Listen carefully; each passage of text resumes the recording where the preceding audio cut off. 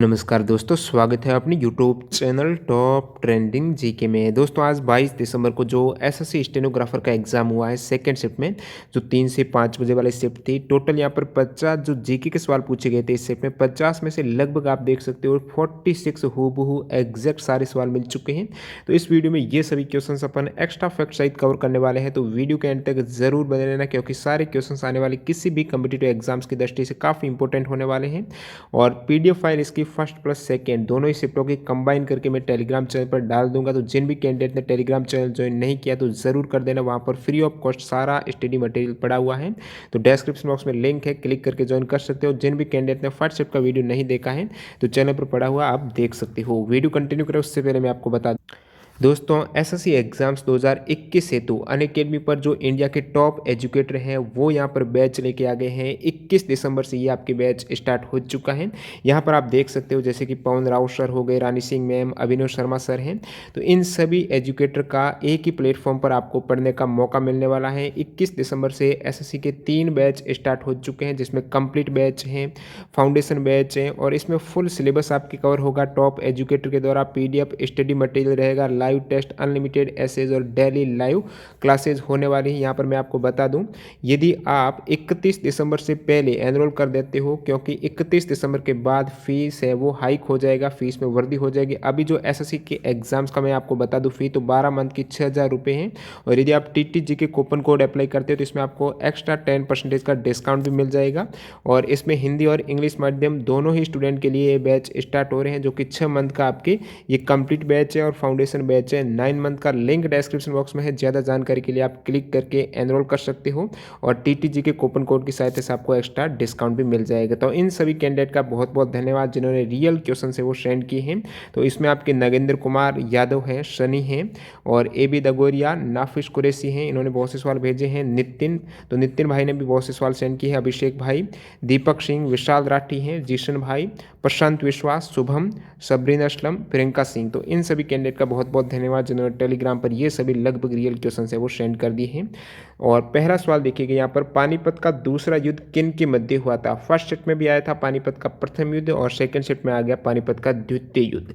तो दूसरा युद्ध हुआ था 5 नवंबर 1556 को। किन के मध्य? बैरम खां जो अकबर का सेनापति, एवं हेमू जो कि हेमू है आदिल शाह सुर के सेनापति। तो अकबर और हेमू के मध्य ये युद्ध हुआ था। पानीपत का प्रथम युद्ध की बात करूँ तो 21 अप्रैल 1526 को बाबर और इब्राहिम लोदी के मध्य हुआ था।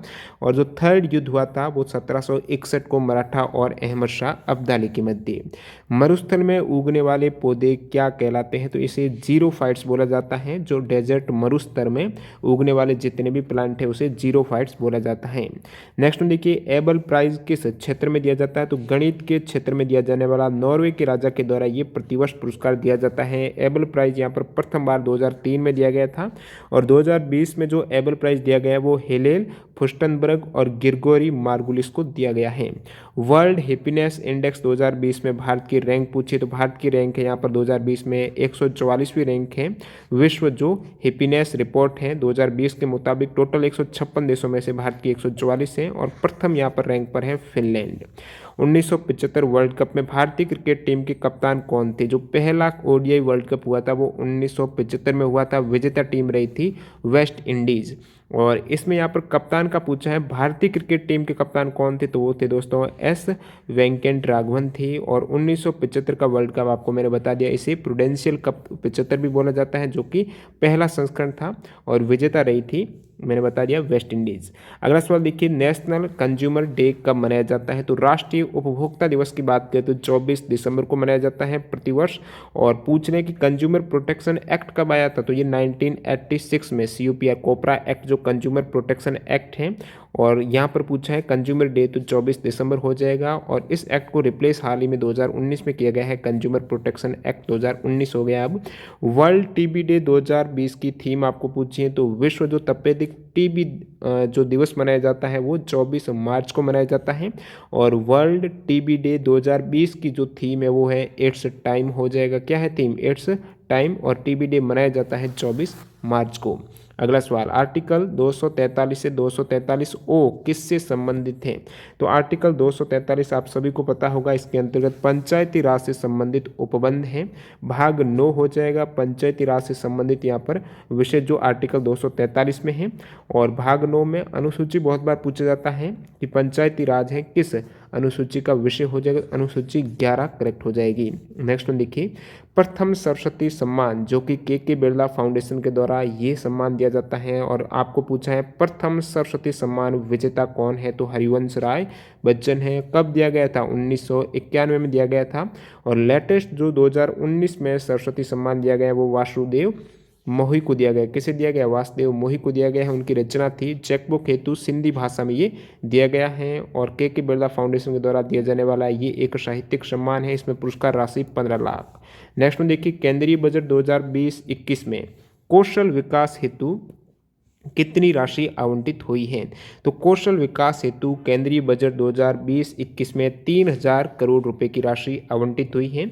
बात करूं मैं वित्त वर्ष 2020-21 में जो बजट में यहाँ पर शिक्षा क्षेत्र के लिए राशि आवंटित हुई है वो है 99,300 करोड़ रुपए। बाउल किस राज्य का लोक संगीत है? तो बाउल की बात करें तो ये वेस्ट बंगाल का, पश्चिम बंगाल का लोक संगीत है बाउल। नेक्स्ट में देखिए आप, आइंस्टीन तत्व का सिंबल पूछा है। तो ये जो तत्व हैं आइंस्टीनियम, इसका आपको सिंबल पूछा है तो ES हो जाएगा। तो मैं बात करूँ इस तत्व से, आइंस्टीनियम से, इनसे 2 सवाल पूछा, एक तो सिंबल है, एक पूछा इसका एटॉमिक नंबर कितना है, या फिर इस प्रकार पूछा हुआ है कि 99 जो एटॉमिक नंबर वो किस तत्व का है, वो भी आइंस्टीनियम हो जाएगा।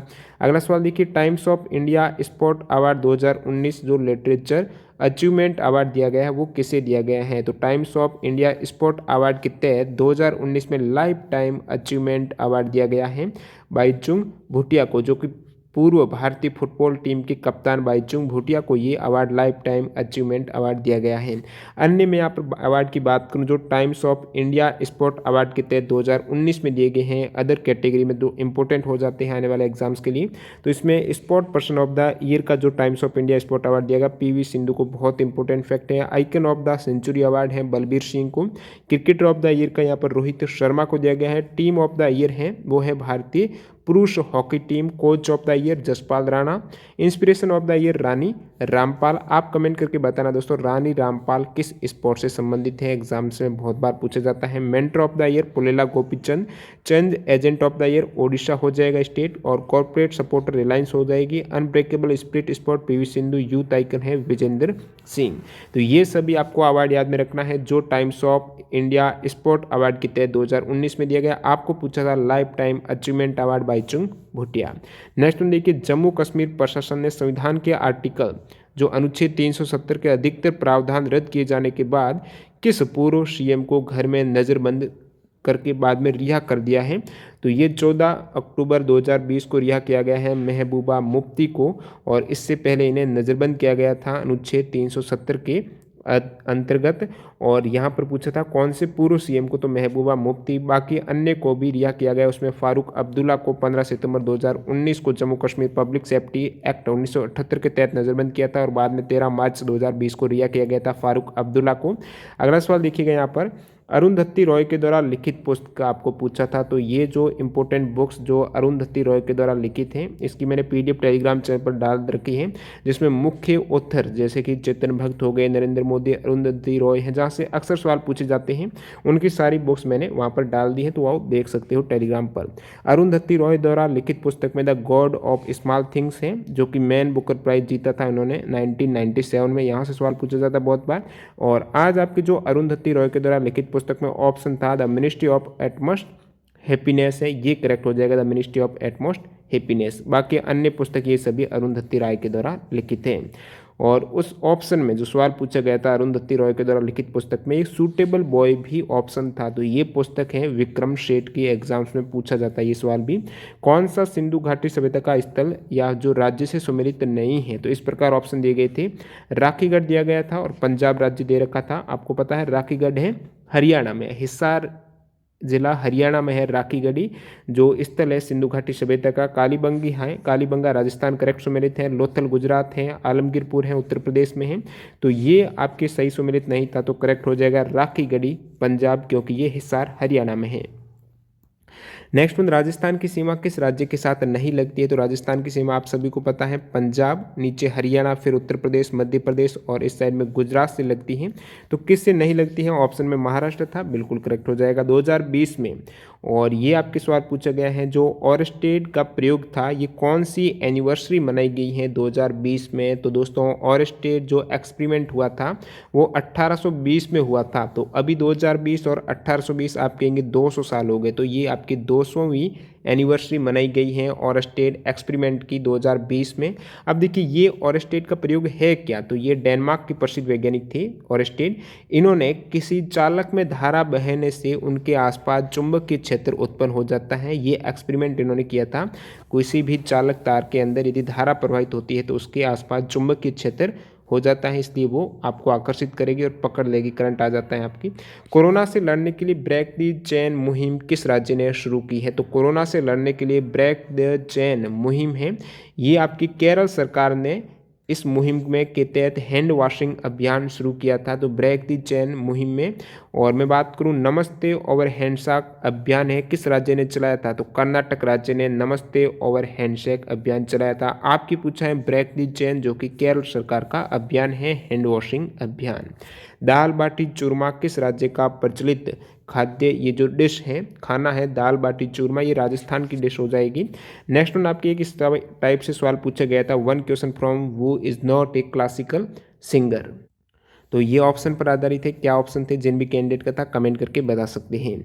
सर्वाधिक घनत्व किसका है? ये ऑप्शन था। चौथा ऑप्शन भी किसी ऑयल का दिया होगा।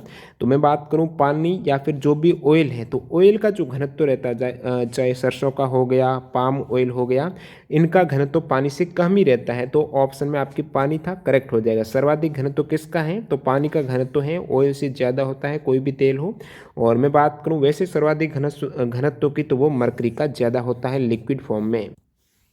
अगला सवाल देखिएगा, सवाल नंबर 24, ओजोन परत के संरक्षण के लिए अंतर्राष्ट्रीय संधि कौन सी है? तो वहाँ पर मॉन्ट्रियल प्रोटोकॉल था, ऑप्शन में करेक्ट हो जाएगा। ओजोन परत के संरक्षण के लिए ये वियना सम्मेलन में पारित प्रोटोकॉल है। मॉन्ट्रियल प्रोटोकॉल एक अंतर्राष्ट्रीय संधि है जो ओजोन संरक्षण के लिए ये हुई थी। और साइन कब हुआ था? 26 अगस्त 1987 को, और प्रभाव में आई थी 26 अगस्त 1989 को।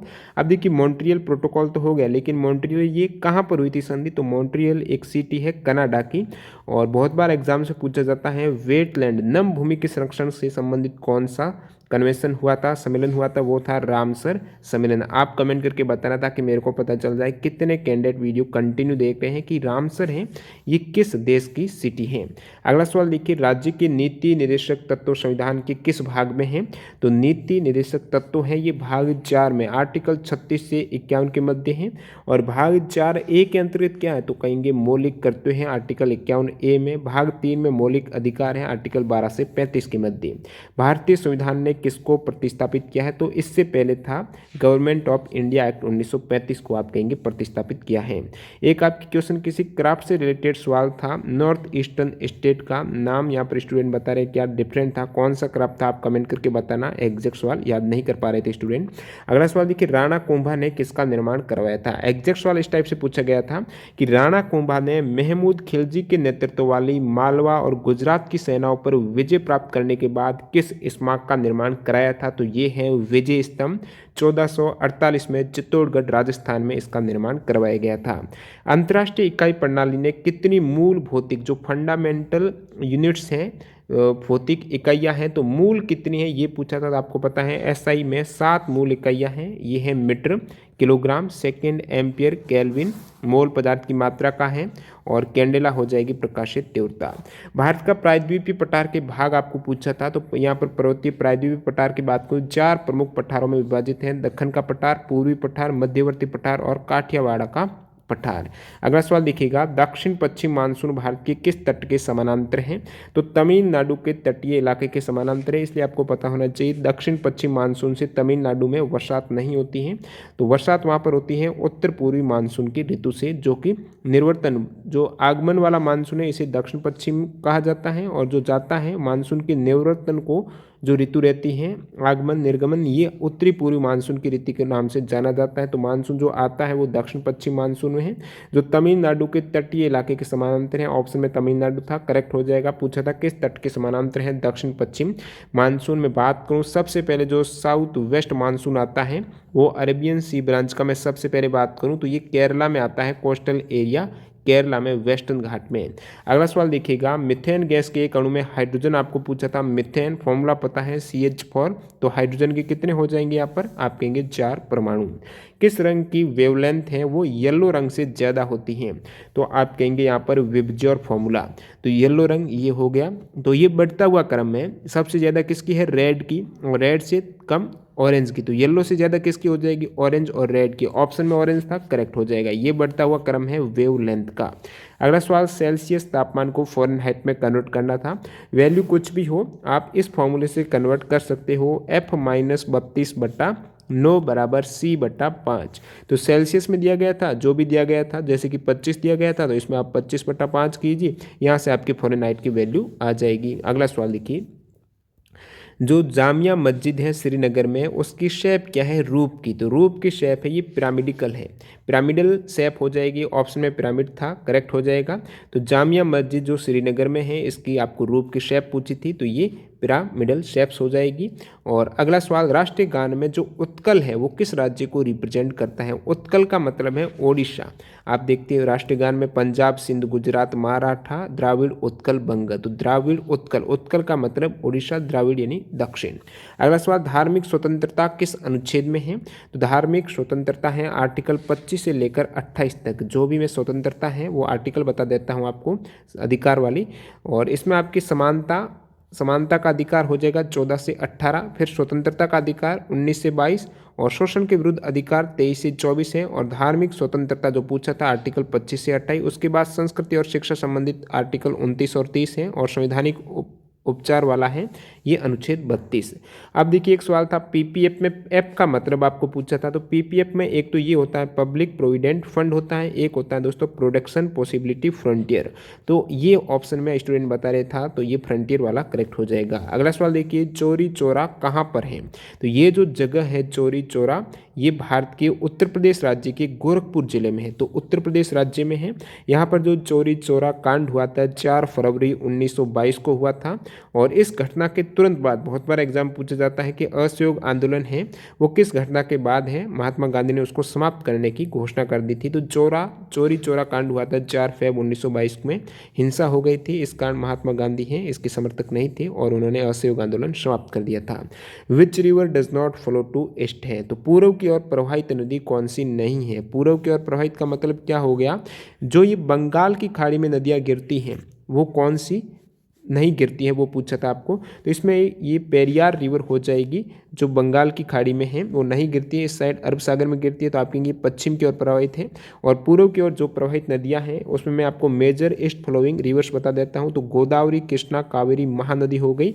और एग्जाम से पूछा हुआ सवाल है ब्राह्मणी नदी है, ये ऑप्शन में दी गई, आप देख सकते हो ब्राह्मणी ऑप्शन में नहीं था लेकिन ये पूर्व की ओर प्रवाहित है। सुवर्णरेखा, पेनार हो गई, वेंगई हो गई, ये जो बंगाल की खाड़ी में गिरती है जितनी भी नदियाँ वो पूर्व की ओर हैं। फिर नर्मदा, ताप्ती है, ये वेस्ट फ्लोइंग रिवर हो जाएगी। अगला सवाल देखिए, जुगांतर पत्रिका के संस्थापक आपको पूछा था। तो जुगंतार जो पत्रिका है, जुगंतार पत्रिका, इनके संस्थापक जो एक बंगाली क्रांतिकारी समाचार पत्र जिसकी स्थापना है वो 1906 में कलकत्ता में बरिंद्र कुमार घोष, अविनाश भट्टाचार्य और भूपेंद्र नाथ दत्त ने की थी। तो इनके संस्थापक का सवाल पूछा गया था। एक सवाल ये था कि बैडमिंटन प्लेयर जो सुन नहीं सकते हैं, तो एग्जैक्ट क्या सवाल था आप कमेंट करके बताना। बाकी मैं भारत की बात करूँ, जो इंडिया की speech and hearing impaired badminton star है वो है गौरव अहुल्या। अगला सवाल देखिए, AFSFA जो AFSPA है, इसमें ए का आपको अर्थ पूछा था। तो AFSPA यानी armed forces special power act है। ये एक सशस्त्र बल विशेष शक्तियाँ जो अधिनियम है भारतीय संसद के द्वारा 11 सितंबर 1958 को पारित हुआ था। ए का मतलब पूछा था तो इसका आर्म्ड हो जाएगा, लास्ट वाले का एक्ट हो जाएगा। जलोढ़ मिट्टी में कौन सा तत्व पाया जाता है। तो पोटेशियम ऑप्शन में था, करेक्ट हो जाएगा। इस मृदा में पोटास व चूना प्रचुर मात्रा में पाया जाता है। और कौन सा नहीं पाया जाता है, तो फास्फोरस, नाइट्रोजन और जीवांश की कमी रहती है। जलोढ़ मिट्टी की बात को सवाल पूछा जाता है, पुरानी जलोढ़ मिट्टी क्या कहलाती है, बांगर, और नई खादर कहलाती है। अगला सवाल देखिए, प्रदीप कुमार बनर्जी, पीके बनर्जी किस स्पोर्ट से संबंधित है? फुटबॉल के खिलाड़ी हैं, भारतीय नेशनल फुटबॉल टीम के ये स्ट्राइकर रह चुके हैं प्रदीप कुमार बनर्जी।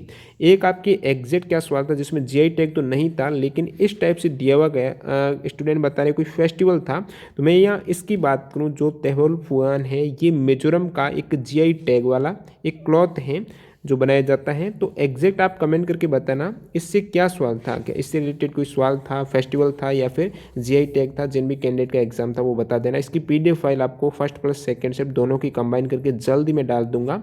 और बाकी जब भी आपका एग्जाम्स होता है तो टेलीग्राम से जुड़ जाना, वहाँ पर आप सवाल भी सेंड कर सकते हो। धन्यवाद।